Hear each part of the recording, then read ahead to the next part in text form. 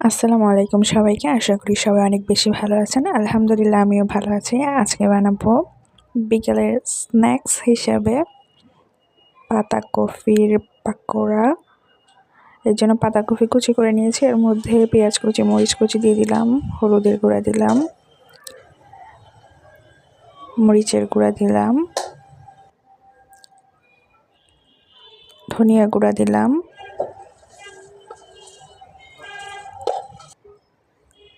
একটু মিষ্টি জিরা দিয়ে দিলাম, লবণ দিয়ে দিলাম।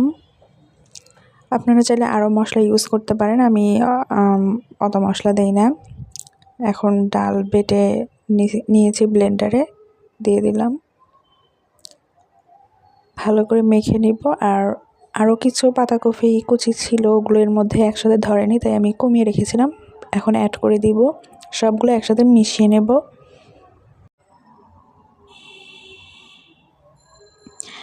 এখন আমি এর মধ্যে 2 চামচ বেসন দিয়ে দিলাম, ভালো করে মেখে নেব সবগুলো। তারপর কড়াই গরম করে নেব, এর মধ্যে তেল দিয়ে দিব পর্যাপ্ত পরিমাণে। তেলটা গরম হয়ে গেলে বড়াগুলো দিয়ে দিব, একদম লাল লাল করে ভেজে নেব।